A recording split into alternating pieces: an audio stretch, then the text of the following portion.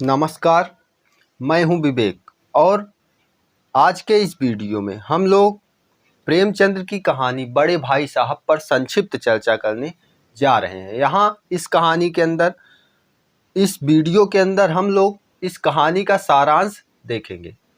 तो सबसे पहले बात आती है इसके पात्रों की। तो हमें इस कहानी में दो प्रमुख पात्र देखने को मिलते हैं।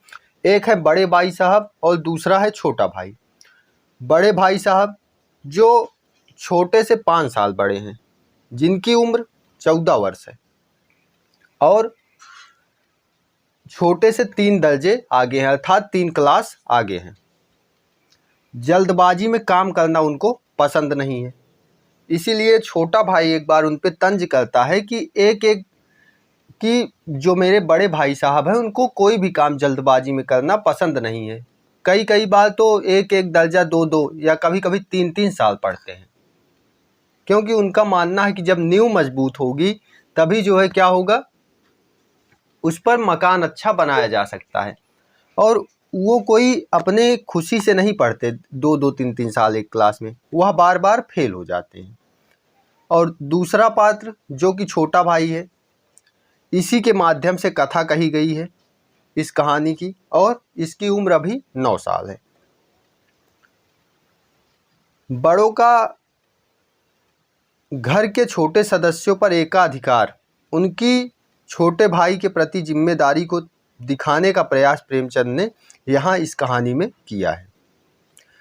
बड़े भाई साहब बड़े अध्ययनशील व्यक्ति थे जो हमेशा पढ़ते रहते हैं, जबकि छोटा भाई ठीक इसके विपरीत होता है, जिसका घूमने फिरने में ज़्यादा मन लगता है, जिसके कारण वह बार बार बड़े भाई साहब की डांट फटकार सुनता है, लेकिन वह जो है अपनी इस आदत को नहीं छोड़ता। उसका मन, अगर डांट फटकार पड़ी थोड़ी देर के लिए, उसका मन बदल भी जाता है और फिर एक लंबा चौड़ा टाइम टेबल बनाता है अपने पढ़ने के लिए, किंतु एक भी दिन उसका सही अनुसरण नहीं कर पाता और फिर से मैदान में खेलते बच्चों को देखकर फिर से उसका मन खेलने को लालायित होता है और खेलने के लिए निकल जाता है। फिर छोटे का मनोबल और बढ़ता है जब दर्जे में प्रथम स्थान लाकर वह उत्तीर्ण होता है, जबकि बड़े भाई साहब फेल हो जाते हैं। और ऐसा 2 वर्षों तक लगातार होता है, जिसके कारण कक्षा में 3 दर्जे का अंतर अब सिर्फ 1 दर्जे का ही रह गया। जो उन दोनों के बीच 3 क्लास का अंतर था, वो अब सिर्फ 1 क्लास का रह गया, क्योंकि 2 बार बड़े भाई साहब फेल हो गए और छोटा दोनों बार प्रथम श्रेणी से उत्तीर्ण हो गया। दूसरी बार भी जब बड़ा भाई फेल हो जाता है तो छोटे को अपने पास होने से ज़्यादा उसके फेल होने का दुख है, वह भी रोने लगता है। यहाँ भाइयों के बीच प्रेम का जो वर्णन है उसको यहाँ पे प्रेमचंद जी ने किया है। फिर आगे एक दिन शाम के समय जब वह मैदान में कनकौवे के पीछे दौड़ रहा होता है, कनकौवा मतलब पतंग, पतंग के पीछे दौड़ रहा होता है, तो बड़े भाई साहब से टकरा जाता है जो कि बाजार से लौट रहे होते हैं, जिस पर उसे फिर से डांट पड़ती है कि इन नालायक बाजारू लौडों के साथ घूम रहे हो, तुम्हें अपने दर्जे पर भी शर्म नहीं आती, अर्थात तुम 8वीं क्लास में पहुंच गए, तुम्हें इस पर भी शर्म नहीं आती। तुम्हारे जितने दर्जे पास कितनों को मैं जानता हूं जो अच्छे अच्छे सरकारी पदों पर हैं, जो कई तो उसमें अधिकारी भी हैं।